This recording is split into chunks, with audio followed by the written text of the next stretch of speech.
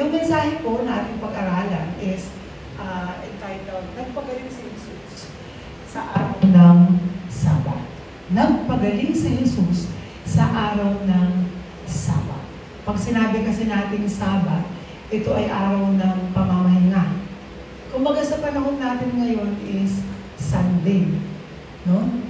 Kapag araw ng Sabat, meron isang decree na bawal kang gumalaw, bawal kang magtrabaho ng kahit ano during Sabbath day. At kapag ang decree na yon ay sinuway mo, maaari kang dalhin sa kinauukulan at pwede kang reklamo at pwede kang mapatawan ng karampatang parusa dahil sa panlabag. Pero tignan natin ang buhay ng isang lumpong na pinagaling ni Jesus sa araw ng Sabat. Take note ha, hindi lang naman yung lumpo na yun ang pinagaling ni Jesus. Maraming ginawang miracle si Jesus, lalong-lalo na ang pagpapagaling kahit sa araw ng Sabat. Pero tignan natin kung paano ba niya binigyan ng liwanag at tinatawag na kagalingan ang lalaking lumpo na ito sa araw ng pamamahinga. Kapag sinabi natin rest day, ito yung time na wala kang gustong gawin, kundi sulitin yung tinatawag na pahinga. For how many days you've been work, 6 days, at binigyan lang tayo ng isang araw para magkaroon ng tinatawag na kapahingahan. Saan natin ilalagak yung ating pahinga? O saan natin ilalagak yung ating mga days? Pwede tayong mamasyal, pwede tayong pumunta kahit saan. Pero sa araw ng pamamahinga, ano ba ang pinaka-importanting bagay na dapat nating gawin? Sabi dyan sa ating introduction, sa panahon ngayon, marami pa rin ang naguguluhan patungkol sa araw ng Sabat o araw ng pananambahan. Sa mga relihiyosong pananampalataya, maigi nilang sinusunod at binibigyan ng diin ang oras at araw ng pananambahan. Siyempre, hindi naman pwedeng mawawala yun. Isa, for formality. Pangalawa, magkaroon ng tinatawag na organized worship. Hindi masama ang mga bagay nito. Magkaroon ng declared time and day para sa araw ng pananambahan. But, ito ay sa mga relihiyosong pananampalataya. We can also say na kabilang tayo sa ganitong mga bagay. Dahil tayo ay nasa 21st century na, marami nang nabago, iba na ang uri ng pananambahan noon at ang uri ng pananambahan natin ngayon. Maraming mga churches, iba't iba ang time. No? Merong nag-church ng Thursday, merong Saturday, merong Friday, depende ito kung saan available ang mga mananambahan para sila ay magkaroon ng tinatawag na corporate worship o sama-samang pananambahan. Tuloy tayo. Sabi diyan, gayon pa man, ano ang pananaw ni Jesus patungkol sa araw ng pananambahan? Kasi nung panahon ni Jesus Christ, mahigpit yung tinatawag na kautusan na bawal kang kumilos. Bawal kang gumawa ng kahit ano sa araw ng Sabat. Dahil kapag gumawa ka ng isang bagay, ikaw ay nagkakasala. At kapag ikaw ay nagkasala, dapat kang tumanggap ng tinatawag na parusa. Bawal. Halimbawa, araw ng Sabat. Bawal kang dumampot ng kahit ano. Bawal kang kumuha ng Bible at iangat mo, that time magkakasala ka na. Bawal kang maglipat ng table papunta doon sa araw ng Sabat, that time nagkakasala ka na. Yan ang decree noon, lalo-lalo na sa panahon ng mga Romano. Yan ang turo sa kanila na sa araw ng Sabat, bawal kang magtinda, bawal kang maglakad, kasama ang iyong hayop, bawal mo siyang ilakad dyan at ipasyal. Bawal yun. Ang gagawin mo lang, uupo ka lang sa sinagoga at makikinig ka lang ng salita ng Diyos at doon ka lang dapat. Bawal na bawal kang gumawa ng kahit anong bagay dahil taliwas ito sa katuruang na ituro sa Kanya. But again, ano ang pananaw ni Jesus patungkol sa araw ng pananambahan? Tuloy po tayo. Sabi diyan sa ating main, pinaka-importante yung dapat natin malaman. Meron tayong tinatawag na mga views o pananaw patungkol sa pananambahan. Yung taong ito na pinagaling ni Yesu Cristo ay 30 plus may karamdaman. At nais niya man na pumunta doon sa Bethesda, sa place kung saan pwede siyang gumaling, hindi niya magawa. Because no one is helping him. Walang tumutulong sa kanya para lang buhatin ang kanyang mat at makapunta siya doon at tumanggap ng tinatawag na kagalingan. Wala. Pero nakita siya ni Jesus kahit sa araw ng Sabat at sinabi doon, kunin mo ang iyong higaan at tumayo ka at lumakad. Kaya maraming Pariseo that time, hindi ba pilay ang taong to? Hindi ba lumpo ang taong to? Sino nagsabi sa iyong buhatin mo ang iyong mat? Yung iyong mattress? Sino nagsabi sa iyo na bitbitin mo ang iyong higaan at maglakad-lakad ka dyan? Bawal yan. Pero sabi ng taong ito, yung nagpagaling po sa akin ang nagsabi na maaari kong bitbitin ang aking higaan at ako ay lumakad.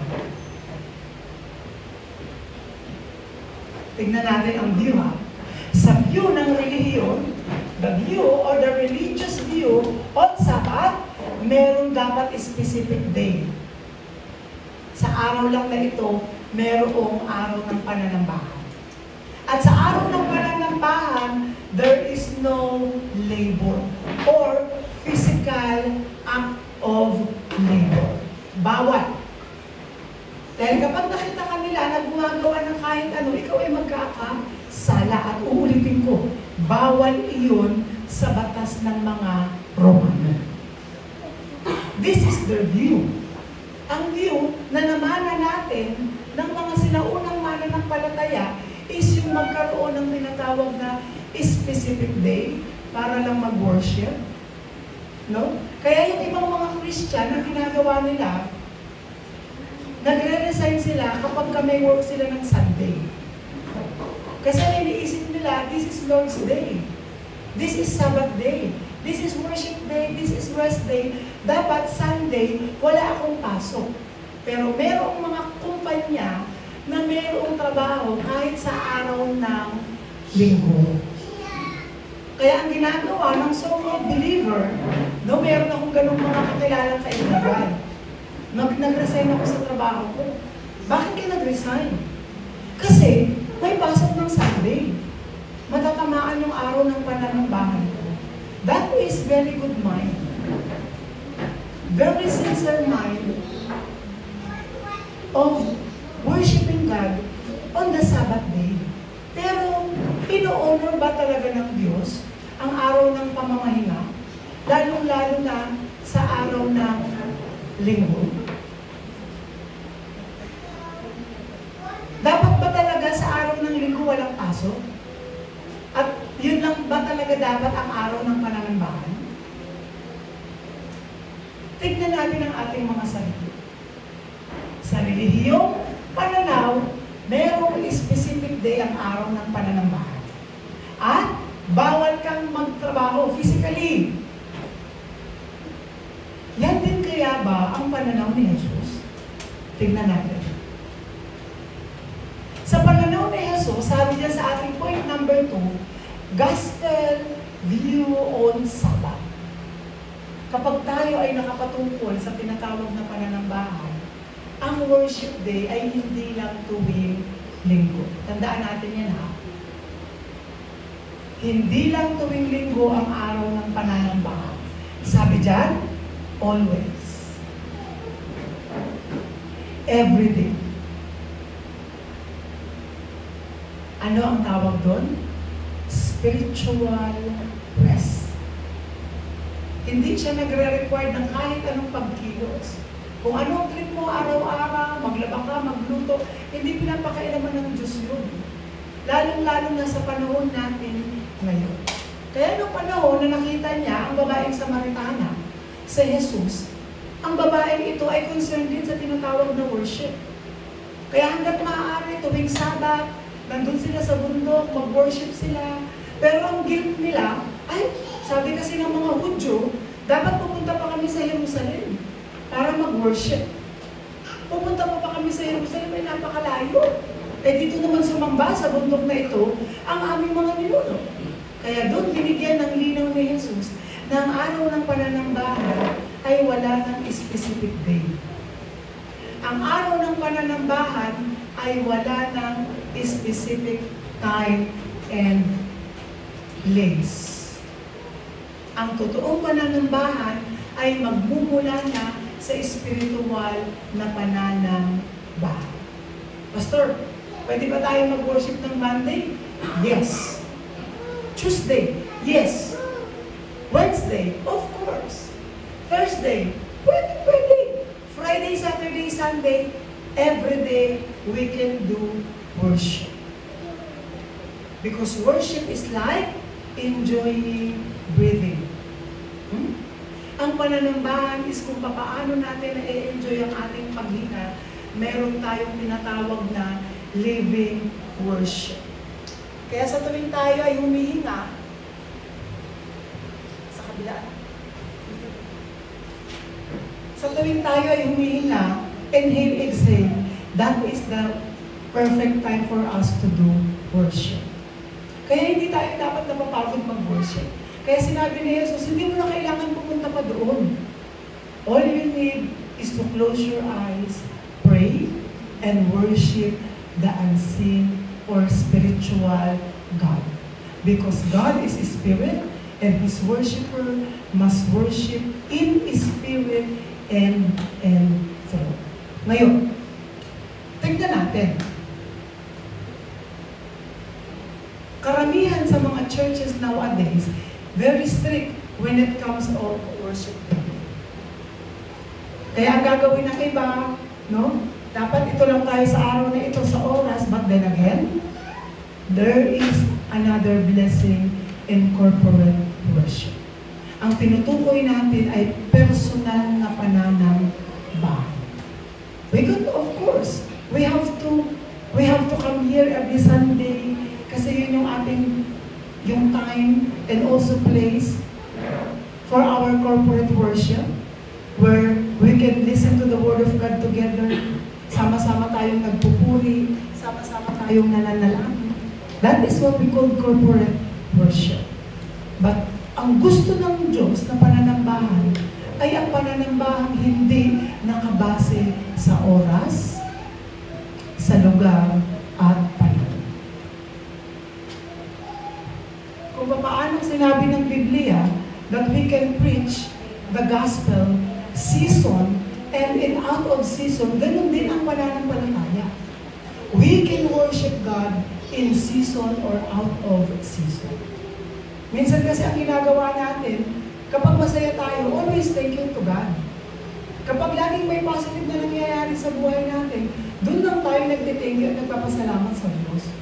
But then again, kahit na nandun tayo sa kalamidad, nandoon tayo sa mga bagay, no? Pecha de peligro, mas lalo tayo mag-worship. Hindi lang tayo dapat mag-worship sa panahon okay ang lahat. Kahit imposible ang mga bagay, kahit mahirap na sa ating part, we can still have to worship. Kailangan pa rin natin manambahan. Tandaan natin, ang worship ay hindi nababase sa physical mood na meron tayo. Mag-church ako today kasi happy ako. Mag-church ako today kasi kumita ako ng malaki. Mag-church ako today dahil may magandang bagay na nangyari.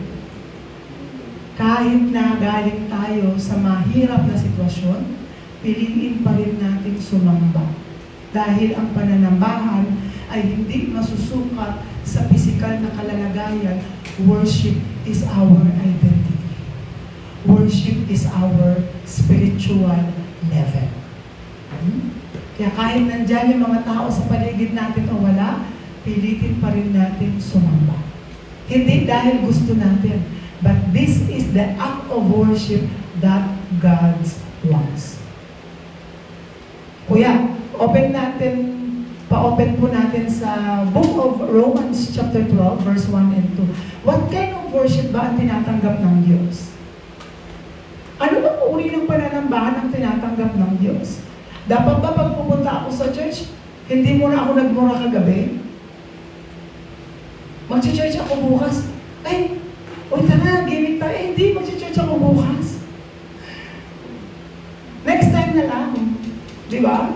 Kasi, sa iba, gusto nila pumupunta ng church, ang purpose nila ay magbawas ng kasalanan. Dahil kapag sila daw ay pumasok sa simbahan ng makasalanan, sila ay masusunog. Hello. Wala pa po akong nabalitaan na taong nag-church, bigla na lang nagliyang. Sa TV lang yun. Sa mga palabas lang yun. Yung makasalanan ka, pumunta ka sa church, bigla kang nasunog. Sa TV ko lang napanood yun. Pero sa totoo, walang ganun. Because church is not a place for holy. Church is not a place for righteous. Ang church ay para sa lahat ng nais maniwala at sumampalataya kay Jesus kahit sila ay makasalanan. Kaya hindi natin ipinagdadamot ang church. Meron kang tattoo, no problem. May kulay ang buhok mo, no problem. Ayan ang nais mong suotin, no problem. Basta komportable ka. Basta hindi ka lang lalamigin dahil nakalabas ang iyong likod. No? Hindi ka lang kakabagin dahil nakalabas ang iyong puso. As long as nais mong sumamba, tutulungan ka namin sumamba sa espiritu at katotohanan. Sabi dyan, sige po, basahin po namin siya ng sabay-sabay, verse 12, 1 and 2. Kaya nga, mga kapatid, alang-alang sa masagalang habag ng Diyos sa atin, ako'y nakikiusap sa inyo na ialay ninyo ang inyong sarili bilang isang handog na buhay, banal at kalugod-lugod sa Diyos. Ito ang karapat-dapat na pagsamba. Pastor, sabi mo kanina, hindi holy and righteous. Pero ang sabi diyan, ialay ninyo ang inyong sarili bilang isang handog na buhay, banal at kalugod-lugod. Ano ibig sabihin niyan? Kalugod-lugod saan? Sa Diyos. Iba ang mga bagay na kalugod-lugod sa Diyos at kalugod-lugod sa tao. Kapag gusto natin ipakita that we are righteous and holy because of the conclusion of the people around us, hindi yan ang kalugod-lugod. Ang sinabi dyan, kalugod-lugod sa mata ng Diyos. Kahit ang 7 remnants, ang mga tauhan sa Biblia, they were not perfect. Makasalanan sila. Nagkasala sila sa harapan ng Diyos, pero naging kalugod-lugod sila dahil sa kanilang pananampalataya sa Diyos. At dahil kinilala nila ang kanilang mga sarili na makasalanan, mas naitaas ang kaluwalhatian ng Diyos kaysa sa kanilang mga sarili. This is the act of worship. Tignan natin Sabi diyan sa verse 12, huwag kayong makiayon sa takbo ng mundong ito. Sa halip, hayaan ninyong baguhin ng Diyos ang inyong pag-iisip. See? Hindi sinabi diyan na baguhin mo ang iyong sarili. Huwag kayong makiayon sa mundo, magbago ka. Baguhin mo ang pananaw mo. Baguhin mo ang pananalita mo. Baguhin mo ang iyong pananamit. Baguhin mo ang iyong pamumuhay. Ang sabi diyan, hayaan na baguhin ng Diyos ang iyong pag-iisip. Who will change you? Who will change us? God. Babaguhin tayo ng Diyos ayon saan? Sa mga bagay na kalugod-lugod sa Kanya. Kaya kapag mali ang pagkaunawa natin sa mga Bible verses, yun lang din ang level ng ating pananaw. Kaya ang lagi natin makikita yung tao na hindi perfect. Makikita natin na yung tao na yan, hindi siya karapat-dapat. Wherein lahat naman tayo ay hindi karapat-dapat. Kaya every time na sasaliksinin natin ang salita ng Diyos, makita natin ng malinaw ang nais niya. Alugod-lugod sa Diyos at ang pagbabago ng Diyos sa ating mga isipan. Hayaan ninyong baguhin ng Diyos ang iyong pag-iisip upang maunawaan ninyo ang kanyang kalooban. Sa gayon, magagawa ninyo kung ano ang mabuti, kalugod-lugod, ganap sa kalooban o nakalooban ng Diyos. Ito po yung lagi natin ipapangarap. Yung nais at ang kalooban ng Diyos. Hindi yung mga bagay na nais lang natin according to our mood and according to our standards. Hindi po yun. Kaya sa ating point number 3, sabi dyan,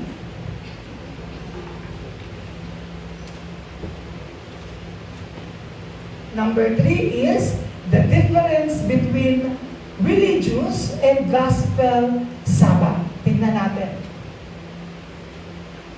Ang religious Sabbath, ito ang gusto niya. You follow and observe the Sabbath day. Tandaan natin ha, sa relihiyosong pananaw, tao ang susunod sa worship. Tayo ang susunod sa Sabbath. Tayo ang susunod sa rules and regulation ng pananambahan. Kaya kahit saan kang church pumunta, mayroon kang susundin na rules and regulation. Ay, ito bawal sa church namin, ito bawal. Kung gusto mo mag-worship sa amin, sumunod ka sa aming patakaran. Yan ang hindi mawawala sa church o sa mga churches nowadays. Pero sabi diyan, sa Gospel Sabbath, Sabbath day is for us to find rest. Nakita niyo po yung difference? Nakita niyo po yung pagkakaiba? Ang religious Sabbath ay tayo ang susunod sa Sabbath. Pero ang gospelized Sabbath, ang Sabbath ang siyang umo-honor sa tao. Ang Sabbath ang kumikilos para sa iyo. Hindi tayo ang kumikilos para sa Sabbath. Yan ang pananaw ni Jesus. Kaya sabi dyan sa Mark 2, 27-28, sinabi rin ni Jesus, itinakda ang araw ng Sabat o pamamahinga para sa tao. Malinaw po yan ha? Malinaw po. Hindi nilikha ang tao para sa araw ng pamamahinga.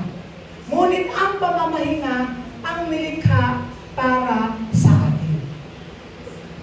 Ang anak ng tao ay Panginoon maging ng araw ng pamamahinga. Anong ibig sabihin dyan? Dito na dineclare ni Jesus, hindi ang religious way, act of worship, ang ino-honor ng worship. Sa tuwing tayo ay naniniwala kay Jesus, tayo ay nag-worship na. Malinaw na binigyan din ni Jesus, sabi niya, ang anak ng tao ay Panginoon maging ng araw ng pamamahinga. Kaya every time na pupunta tayo sa church at hindi natin makita si Jesus, that is not worship.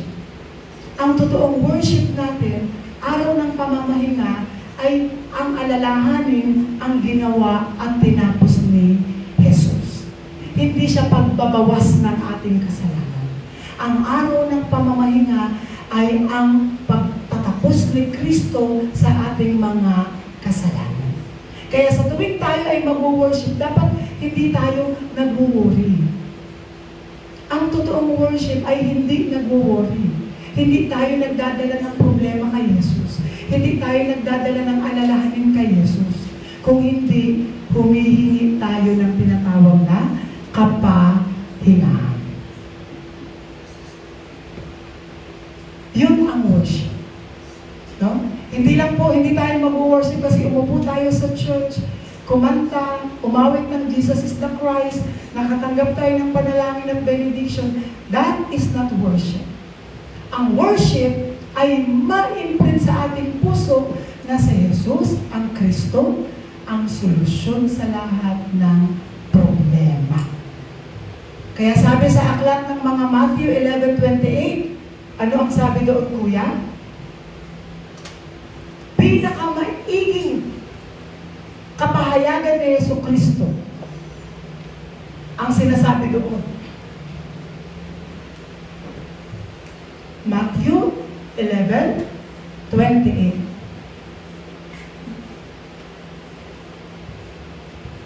Sabi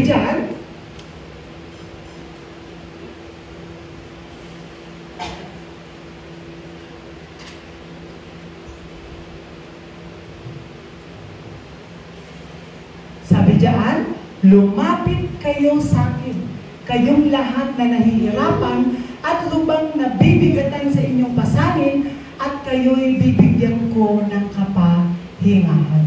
Yan ang totoong ibig sabihin ng worship. Paglapit kay Jesus. At ang pagkilala sa mga bagay na tinapos ni Yesu Cristo. Sabbath day is rest day. Worship day is finding rest in Jesus. Kaya for our conclusion, ano ang sabi dyan? Sabi dyan, sa ating conclusion, remember that God is Spirit. Kasi ang totoong worship, nagmamanifest siya sa ating espiritu. There is no physical act of worship. Tandaan natin yun.